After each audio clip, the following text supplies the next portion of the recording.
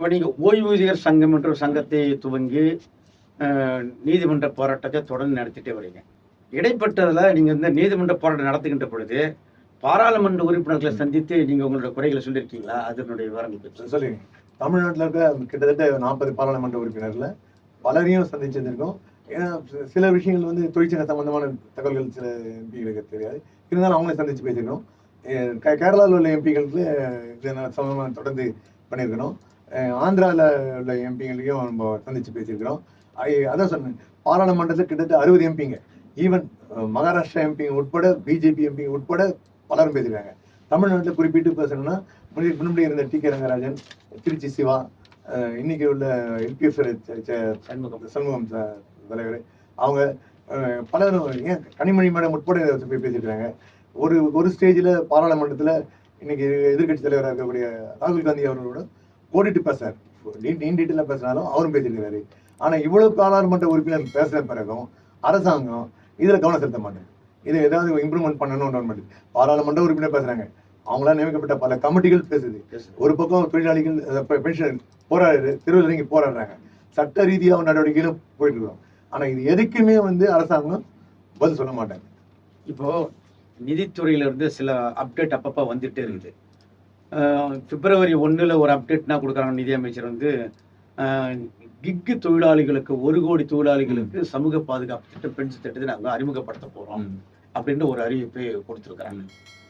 ஆனால் அதே நேரத்தில் தனியார் துறையில் ஓய்வூதியலாக இருக்கக்கூடிய நீங்கள் நீதிமன்ற போராட்டத்தை நடத்தி கொண்டிருக்க, நீதிமன்ற தீர்ப்பு வழங்கப்பட்டிருக்கு, பல கமிட்டிகளும் பரிந்துரையும் பண்ணிருக்கு, அதை அமல்படுத்த மாட்டேன்றாங்க. சஃபிஷியன்ட் ஃபண்ட் இருக்குது. அப்போ இந்த அரசனுடைய நிலைப்பாடு என்னவாக இருக்கு? ஒரு கான்ட்ராக்ட் ஒன்றுக்கு ஒன்று கரண்டாக இருக்காங்க இல்லையா? கிக்கு தொழிலாளிகள் 1 கோடி பேருக்கு நான் சமூக பாதுகாப்பு திட்டம் கொடுப்பேன்னு சொல்றாங்க. சமூக பாதுகாப்பு திட்டத்துக்கு நீங்க போராடுறீங்க, 1000 ரூபாய் 9,000 உயர்த்து கொடுன்னு சொல்லி நீங்க ஃபைட் பண்றீங்க. உங்களுக்கு கொடுக்க மனம் வரல, பணம் இருக்கு, ஒண்ணுக்கு ஒண்ணு கான்ட்ராவ் இல்லையா? அது உண்மையிலே நீங்க சொன்னது கரெக்டான விஷயம், கான்ட்ரா தான். ஏன்னா ஜிக்கு தொழிலாளிக்கு கொடுக்குறேன்னு சொல்லி அறிவிப்பு, அந்த அறிவிப்பு எத்தனை இம்ப்ளிமெண்டேஷன் ஆகுதுன்றது கேள்விக்குறி தான். உதாரணத்துக்கு 2014 மோடி வந்த பிறகு ஒரு அனௌன்ஸ்மெண்ட் பண்ணாரு, அன்ஆர்கனைஸ் செக்டர்ஸ்லாம் வந்து 3000 ரூபாய் பென்ஷன் தரேன், 60 வயசு ஆச்சுன்னா அவங்க 3000 ரூபாய் பென்ஷனு, 18 100 ரூபாய் கட்டணும் அப்படின்னு சொல்லி ஒரு திட்டம் அறிவிச்சாரு. அந்த திட்டம் இன்னைக்கு என்ன நிலைமையில இருக்கு யாருக்கு தெரியும்?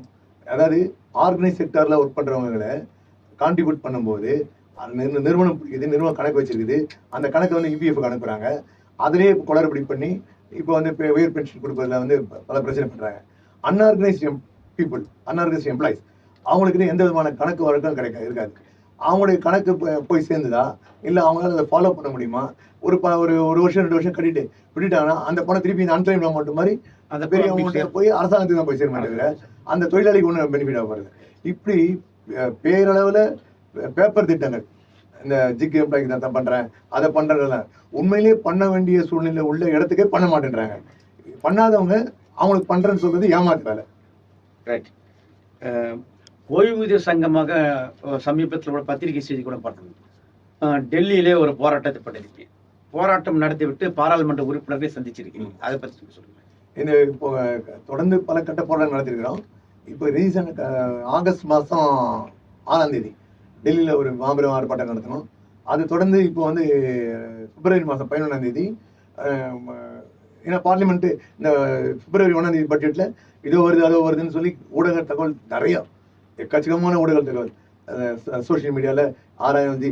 இன்னும் குறிப்பிட்டு சொன்னோன்னா பிரதமர் கையெழுத்து போட்டு விட்டார தகவல் வருது. அப்போ பிரதமர் கையெழுத்து போட்டு விட்டார் சொல்லக்கூடிய விஷயத்த பிரதமர் அலுவலகம் மறுக்கணும். அவர் போடாத விஷயத்த அவர் சொல்றாங்கன்னு சொன்னா அந்த ஊடகத்து மேல அந்த நடவடிக்கை எடுக்கணும். அதை கூட செய்ய மாட்டேன்றாங்க, செய்யல. அப்ப திட்டமிட்டு அரசாங்கத்துடைய தரப்புல இருந்து இது பரப்பப்படுகிறது. குறிப்பிட்டு ஃபேக் நியூஸ், அதாவது பென்ஷன்ஸ் போராடுறாங்க, இந்த போராட்டங்களை நீர்த்து போக செய்யறதுக்கு இந்த மாதிரி தகவல்களை பரப்புவது, ராங் ப்ரொபகண்டா பண்ணுவது, இதை வந்துடுது அதை வந்துடுதுன்னு சொல்லி கிட்டத்தட்ட 2021 இன்னொரு அமைப்பு இருக்குது, அசோக் ராவத்னு ஒரு அமைப்பு இருக்குது, அது வந்து பிஜேபி சப்போர்ட்ல இருக்காங்க. அவங்க என்ன சொன்னாங்கன்னா 2021 தீபாவளி அப்போ மோடி வந்து 2500 ரூபாய் அனௌன்ஸ் பண்ண போறாரு அப்படின்னு இங்கே சென்னையில் வந்து மீட்டிங் பேச நானும் போயிருந்தேன். அப்போ அவர்கிட்ட பேசணும், சார் வந்தால் நல்லது சார், நான் 2021 எங்க, இன்னைக்கு 25 எங்க, இந்த 4 வருஷமா அது வரவே காணும், எங்க தேடிட்டு இருந்தாங்களா 7500 ரூபாய். அவரையும் கேட்டோம், சார் நீங்க சொன்னீங்க சார் எங்க சார் வந்ததுன்னு. இல்லை இட் வில் கம்ன்றது. எப்போ வரும்னு யாருக்கும் தெரியாது. இது வந்து அரசாங்கமே திட்டமிட்டு இந்த போராட்டங்களை நீர்த்து போக செய்வதற்காக செய்யக்கூடிய பிரபகண்டா, ராங் பிரபகண்டா. அதுதான் உண்மை. இப்போ ஓய்வூதியர்கள், தனியார் துறை ஓய்வூதியர்கள் தனது முதுமை காலத்தில் மிகப்பெரிய அளவுக்கு சஃபர் கிடைக்கல. அந்த பிரபகண்டா வந்தீங்கன்னா 1ஆம் தேதி வந்துருது, பிப்ரவரி 1ஆம் தேதியிலேருந்து 7500 ரூபாய் எல்லாருக்கும் வந்துடும் சொன்னாங்க. நாங்களும் பேங்கை போய் திறந்ததெல்லாம் பார்த்தோம், ஒன்றும் கிடைக்கல எங்களுக்கு. அதனால தான் பிப்ரவரி மாதம் 11ஆம் தேதி இந்த வருஷம் 3 மாதம் 11ஆம் தேதி டெல்லியில் நிர்வாகிகள் வரைக்கும், ஆல் இந்தியா லெவலில் நிர்வாகிகள் வரைக்கும் ஒரு தர்ணா போராட்டம் நடத்துவது, எம்பிக்களை சந்திப்பது என்று முடிவெடுத்து அந்த தர்ணா போராட்டம் நடத்தணும். அதனுடைய அடிப்படையில் அடுத்த கட்ட நடவடிக்கையாக மார்ச் மாதம் 18ஆம் தேதி எல்லா பிஎஃப் ஆஃபீஸும் பந்த் பண்ணுவது, அதை மூடுவது, என்ன சொல்றது, மறியல், அந்த பிஎஃப் ஆஃபீஸ் செயல்படாத அளவுக்கு போராட்டத்தை நடத்துவது என்பது நம்ம முடிவு பண்ணியிருக்கோம். அது அடுத்த கட்ட நம்ம சொல்லலாம். அந்த மாதிரி பண்ணும்போது பாராளுமன்ற உறுப்பினர்களை போய் சந்தித்தோம். 12ஆம் தேதி பல்வேறு பாராளுமன்ற உறுப்பினர்கள், நம்ம தமிழ்நாட்டில் இருந்து நம்ம சிபிஎம் உடைய பாராளுமன்ற உறுப்பினர் சச்சியானந்தம், சிபிஐனுடைய பாராளுமன்ற உறுப்பினர் செல்வராஜ், அப்புறம் அதேபடி சண்முகம் அவர்கள், என்சிபி சரத்பவர் அவங்க பொண்ணு சுப்ரியா அவங்க சிபிஐஎம்எல் உடைய எம்பி ஒருத்தர், இவங்க எல்லாரும் சந்திச்சு பார்த்து பேசியிருக்கிறோம். கமிஷனர் போய் பார்த்து, ப்ராடக்ட் கமிஷனர், சீஃப் கமிஷனர் போய் பார்த்து பேசியிருக்கிறோம். ஆனால் எதுவும் வந்து எல்லாம் கேட்டுக்கலாம் தவிர அரசாங்கத்திலிருந்து எந்த விதமான உயர்வும் வரல. அதான் உண்மை. ஆனால் பிரபகண்டா 7000 வருது, 8000 வருது, அது வருது, இது வருதுன்னு சொன்னாங்க தவிர பொய் பிரபகண்டா அரசாங்க தரப்புல இருந்து தூண்டி விடப்படதான் நாங்கள் நினைக்கிறோம். திட்டமிட்டு செயல்பட நினைக்கிறாங்க. இப்போ வந்து சமீபத்தில் இப்போ 2 நாளுக்கு முன்னாடி கூட ஒரு செய்தி வந்திருக்கு. என்னன்னா, ஏற்கனவே என்பிஎஸ் இருக்கு, ஓல்டு பென்ஷன் ஸ்கீம் இருக்கு, என்பிஎஸ் இருக்கு, இப்போ யூனிஃபைடு பென்ஷன் ஸ்கீம்னு ஒன்று இப்போ 1 நாள்லேருந்து அமல்படுத்த போறேன்னு சொல்லி ஏற்கனவே 2 மாதம் முன்னாடி சொன்னார். இப்போ 2 days பேக் என்ன ஒரு செய்தி வந்திருக்குன்னா, யூனிவர்சல் பென்ஷன் ஸ்கீம் என்ற ஒரு திட்டத்தை அறிவிக்க போறோம்னு சொல்லிட்டு, அதுக்கு என்ன காரணம் சொல்றாங்கன்னா, இப்போ வந்து இளைஞர்கள் 65% இருக்கக்கூடிய இளைஞர்கள் இன்னும் 10 ஆண்டுகள் கழித்தாத 2035ஆம் ஆண்டு முதியோர்கள் எண்ணிக்கை அதிகமாகிடும். 35ல 40% வந்துடும். அப்போ 35-40% இருக்கிற முதியோர்களுக்கு தனது முதுமை காலத்தில் நோயினிலிருந்து பல்வேறு விஷயத்தில் தன்னை தற்காத்துக் கொள்வதற்கு ஓய்வூதியம் தேவை என்ற அடிப்படையில் நீண்ட தொலைநோக்கு திட்டத்தோடு மோடி சிந்திக்கிறார். ஆனால் யூனிவர்சல் ஸ்கீம் வரப்போகுது என்று ஒரு செய்தி வருது. அந்த செய்தி நீங்க எப்படி பாக்குறீங்க? இல்ல இது இப்போ இந்த அரசாங்கத்தை பொறுத்த வரைக்கும் எல்லாமே ஒரு கற்பனையில பேசுறாங்க தவிர, அதாவது மக்களை திசை திருப்பதற்காக பேசுறாங்க தவிர வேற ஒண்ணுமே கிடையாது. ஏன்னா 2000 வல்லரசு ஆயிடும், அது ஆயிடும், இது ஆயிடும்லாம் பேசுறாங்க. அது நடைமுறையில பார்க்கும்போது பொருளாதாரத்தில் வீழ்ச்சி ஏற்பட்டு இருக்குது. அதே மாதிரி தான் இந்த ஸ்கீம்லாம் வந்து இத்தனை வருஷம் கழிச்சு இவ்வளோ பென்ஷன் வந்துடுவாங்க, அவங்க பண்ணுவோன்றது அன்னைக்கு யாரு கேள்வி கேட்க போறாங்க? இந்த வருஷம் 5 வருஷம் இந்த அரசாங்கம் இருக்கும், அடுத்த வருஷம் அடுத்த 5 வருஷம் மாறலாம், இல்லை மாறாம போகலாம், இல்லை அதுக்கப்புறம் என்ன நடக்க போகுதுன்னு சொல்ல முடியாது. அப்போ யார் அந்த கேள்வி கேட்க போறாங்க? அதெல்லாம் தைரியமா வாயில வட சொல்றது கதைதான், இஷ்டத்துக்கு சொல்லிட்டு இருக்காங்க. ஆனா இது அத்தனையும் உண்மை இல்லைன்றதை நாங்க பாக்குறோம். இது அதாவது சும்மா காதல பூசுறது கதை, காதல பூசுறது கதை. நான் இதை பண்றேன் அதை பண்றேன்னு சொல்லிட்டு இருக்கவங்களை வயிற்றுல அடிக்கிறது, இதான் நிலைமை. இப்போ ஓய்வு பெற்றிருக்கக்கூடிய தனியார் துறையிலிருந்து ஓய்வு பெற்ற அல்லது இபிஎஸ் திட்டத்தில் இருக்கக்கூடிய அந்த ஓய்வூதியர்களுடைய எண்ணிக்கை இப்போ லட்சக்கணக்காக இருக்கு. அவர்கள் முதுமையில் இருக்கிறாங்க. முதுமையில் இருப்பதனால் அவர்களால் ஒருங்கிணைய முடியாது, போராட முடியாது, வீட்டை விட்டு வெளியே வர முடியாது, அவர்களுக்கு அவரே டிஃபரெண்டா இருக்கிறாங்க என்று அரசு கருதுதோ, அவர் என்ன பண்ணிட முடியும்? அவங்களால சஃபிஷியண்டா கார்பஸ் ஃபண்ட் இருந்த பிறகும் கூட அதை கொடுப்பதற்கோ இல்லை நீதிமன்றம் உத்தரவு வழங்கிய பிறகு நடைமுறைப்படுத்த தயங்குறாங்களா? எப்படி பாக்குறீங்க? அதான் ஒண்ணு நீங்க சொன்ன மாதிரி இவங்க வயதானவங்க, இவங்களாம் என்ன பண்ண போறோம், இவங்க என்ன வந்து போராட முடியுமா? இவங்க வெளியில வந்தா அவங்க வீட்டில் இருக்க பசங்க விடுவாங்களா, பசங்க இவங்களை அனுமதிப்பாங்களா, இப்படிலாம் யோசிக்கிற நிலைமை தான். இவங்களுக்கு ஏன் கொடுக்கணும் அப்படின்ற மனநிலையில இருக்குது. உதாரணத்துக்கு ஒன்று சொன்னோன்னா, கொரோனா காலத்துல ரயில்வேல மூத்த குடிமக்களுக்கான கன்செஷன் இருந்துச்சு. கொரோனா காலத்துக்கு முன்னாடி 60% போகலாம், 50% போகலான்றது. அதை வந்து கொரோனாவை காரணம் காமிச்சு ரயிலை நிறுத்தினாங்க. ரயிலை நிறுத்தினப்போ திரும்பி ரயில் ஓட ஆரம்பிச்சது. ஆனால் அந்த கன்செஷனை கட் பண்ணிட்டாங்க. கன்செஷன் இன்னைக்கு கிடையாது. என்ன சொல்றாரு மந்திரி? 1500 கோடி ரூபாய் நாங்கள் மிச்சப்படுத்திட்டோம், ஓராண்டுல 1500 கோடி ரூபாய் மிச்சப்படுத்திட்டோன்றாரு. முதியோரை பாதுகாக்கிறேன்னு சொல்ற அரசாங்கம், நான் இந்த திட்டம் போடுறேன், அந்த திட்டம் போடுறேன், முதியோருக்காக நான் பாடுபடுறேன் அப்படின்னு சொல்ற மோடி அவர்கள் இந்த மாதிரி ஒரு 1500 ரூபாய் கொடுக்கக்கூடிய ஒரு திட்டத்தை கூட ரத்து பண்ணிருக்காரு. இது வரைக்கும் ஏன் அமல்படுத்தலை? அப்போ முதியோர்கள் மேலே உள்ளவருடைய பார்வை என்ன? இது இன்னும் ஒரு படி சொல்றது இதான கூட இன்னொரு படி என்னன்னு சொன்னால், இது அந்த அரசாங்கத்துடைய பார்வை என்னன்னா, ஃபிட்னஸ் கன்சர்வே, உயிர் வாழ தகுதி உள்ளவன் வாழ தகுதியெல்லாம் செத்துப்போம். அதுதான் அந்த காலத்தில் ஹிட்லருடைய பாலிசியிலேருந்து வரக்கூடிய விஷயம்.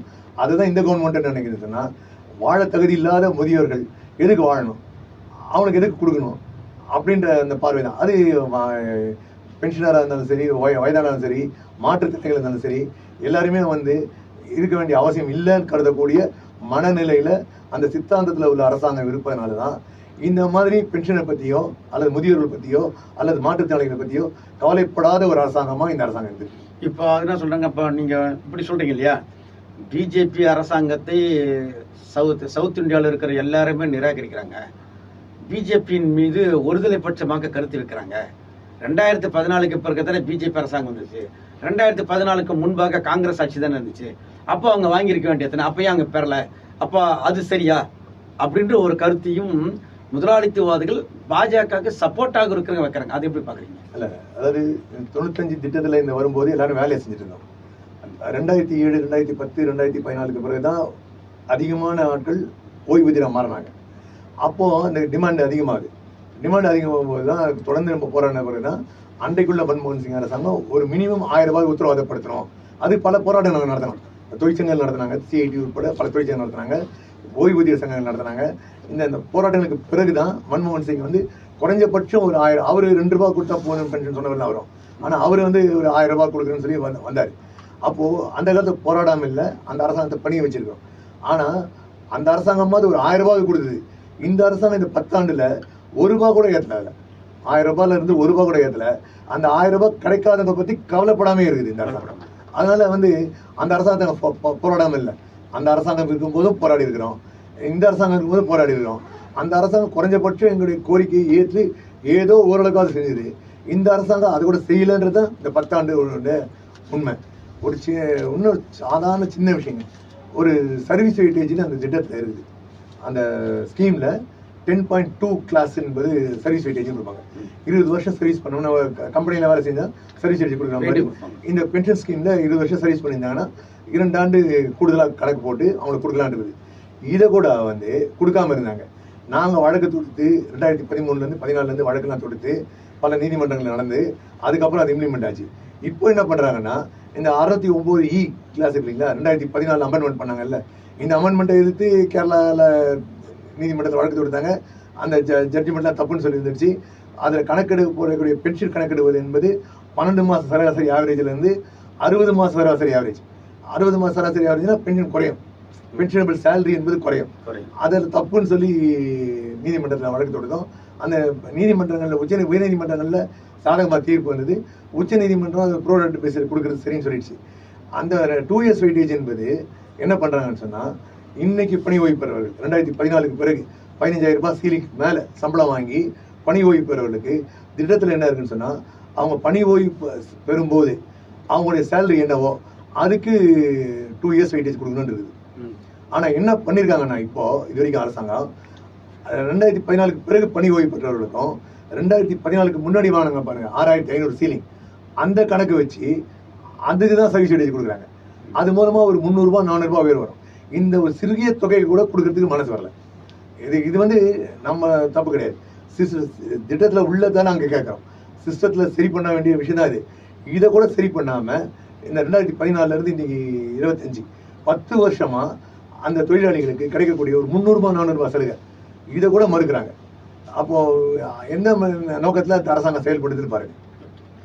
இறுதியாக இந்தியா முழுக்க தனியார் துறை ஓய்வூதியர்கள் இபிஎஸ் திட்டத்தில் இருக்கிறவர்கள் குறைந்தபட்ச ஓய்வூதியம் 9,000 ரூபாய் கேட்டு நீங்கள் நீதிமன்றத்தில் களத்திலும் களமாடுறீங்க. அடுத்த மாதம் மார்ச் மாதம் தமிழகம் முழுவதும் இருக்கக்கூடிய இந்தியா முழுவதுடைய வருங்கால வைப்பு நிதி ஆணையம் அலுவலகம் முன்பாக நீங்கள் போராட போறீங்கன்ற தகவலை நீங்கள் சொல்லியிருக்கீங்க. தமிழகத்தில் கிட்டத்தட்ட ஒரு எவ்வளோ பேர் இருப்பாங்க? அந்த 9 லட்சம் பேர், 9 லட்சம் ஓய்வூதியர் இருக்காங்க.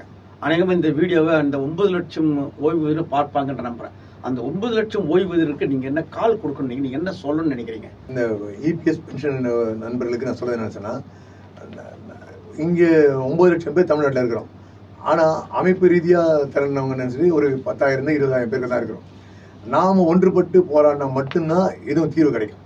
ஏன்னா மத்திய அரசாங்கம் விவசாயிகள் 1 வருஷம் போராடின பிறகு கூட அவங்களுடைய கோரிக்கைகளை இதை செய்கிறேன்னு சொல்கிறாங்களே தவிர, நாம் வயதானவங்க 60 வயசு தாண்டவங்க 70 வயசு தாண்டவங்க இந்த நிலைமையில இவங்க வெளியிலேருந்து போராட மாட்டாங்க. இவங்களுக்கு போராட்ட சக்தி கிடையாது. அதனால இவங்களை எவ்வளோ வேணாலும் அடிக்கலாம், அடிக்கிற வரைக்கும் குட்டு வாங்கிட்டே தான் இருப்பாங்க. அதை சொல்லுவாங்கல்ல, குட்ட குனியவனு முட்டாள், குனி குற்றவனு முட்டாள் தான். அது மாதிரி இந்த அரசாங்கம் பென்ஷனர்கள் எதுவும் கேட்க மாட்டாங்க, இவங்களை எவ்வளோ வேணாலும் நம்ம அடிக்கலாம் அப்படின்ற மாதிரிலாம் பண்ணுறாங்க. அப்போ இதுக்கு வழி என்னன்னு சொன்னால் நாம் ஒன்றுபடணும். 9 லட்சம் பேரும் ஒன்றுபடணும். நாம் ஒன்றுபடுறது மட்டும் இல்லை, இன்றைக்கு வருங்கால சன்னதி, இன்னைக்கு தொழிற்சாலையில் இருக்க தொழிலாளர்கள் நாளைக்கு அவங்களும் பென்ஷனர்கள் தான். அவர்களுக்கு இதை விட மோசமான நிலைமைகள் இந்த அரசாங்கம் கொடுக்க தயாராக இருக்கும். அப்போ அவர்களும் சேர்ந்து ஒட்டுமொத்தமாக பென்ஷனர்கள், ஓய்வு பெற்றவர்களும் சரி, அல்லது இன்றைக்கு தொழிற்சாலையில் பணிபுரியவங்களும் சரி, அனைவரும் ஒன்றுபட்டு இந்த அரசாங்கத்துடைய கொள்கைகளை, ஏன்னா வருங்கால வைப்பு நிதி என்பதையே சீர்குலைக்கணுன்ற நோக்கத்தில் தான் அரசாங்கம் செயல்பட்டு இருக்குது. அந்த முறையில் நம்ம ஒன்றுபட்டு செயல்பட்டால் மட்டும்தான் இதுல தீர்வு கிடைக்கும். அதனால இபிஎஃப் பென்ஷன் அனைவரும் அங்கங்கே உள்ள பென்ஷன் அமைப்புகளை சேருங்க. அது எந்த அமைப்பாக இருக்கட்டும், பென்ஷன் அமைப்புகளை சேர்ந்து நாம நம்முடைய குரலை ஓங்கி ஒலித்தால் மட்டும்தான் நமக்கு தீர்வு கிடைக்கும். ஓய்வூதியர் சங்கத்தின் சார்பாக நமது நிலையத்திற்கு பல்வேறு கருத்துக்களை சொல்லியிருக்கிறார்கள். பல்வேறு விஷயங்களை இந்த அரசியல் களத்தில் பல்வேறு தலைப்புகள் நம்ம நிறைய உரையாடி இருப்போம், காணொலியாக பதிவு செய்திருக்கிறோம். ஆனால் தனியார் துறையில் பணி செய்து ஓய்வு பெற்ற அந்த ஓய்வூதியர்கள் தனது முதுமை காலத்தில் 60 வயதை கடந்த பிறகு தனது இறுதி காலம் வரையில் எவ்வளவு கஷ்டப்படுவார்கள். மகள் ஃபாரின்ல இருப்பாங்க, யூஎஸ்ல இருப்பாங்க, ஆஸ்திரேலியாவில் இருப்பாங்க, மகள் இருக்க மாட்டாங்க, வெளியே போயிடுவாங்க. கணவனும் மனைவியும் மட்டும் தனியாக ஒரு வீட்டில் அமர்ந்து கொண்டு தனது முதுமை காலத்தில் ஓட்டுவது என்பது எந்த சப்போர்ட்டும் இல்லாமல், பொருளாதார வலிமை இல்லாமல், சுற்றத்தால் உறவுகள் யாருமே இல்லாமல் இருப்பவர்களுக்கு ஒரு மிகப்பெரிய ஆதாரமாக வெப்பனாக இருப்பது ஓய்வூதியம் மட்டுமே. அதனால்தான் ஐரோப்பிய நாடுகளிலே, மேலை நாடுகளிலே, வளர்ந்த நாடுகளிலே அனைவருக்கும் ஓய்வூதியம் என்பதை அந்த அரசு உறுதி செய்கிறது. ஓய்வூதியம் இல்லை என்று யாராவது எந்த அரசு சொல்லுமானால் அந்த அரசை எதிர்த்து பொதுமக்கள் தானாக தெருவில் போராடுகிறார்கள். அப்படிப்பட்ட ஒரு சூழலை நோக்கி ஓய்வூதியர் சங்கம் நகர்ந்து கொண்டிருக்கிறது. உங்களது போராட்டம் வெற்றி பெற வேண்டும் என்று நன்றி.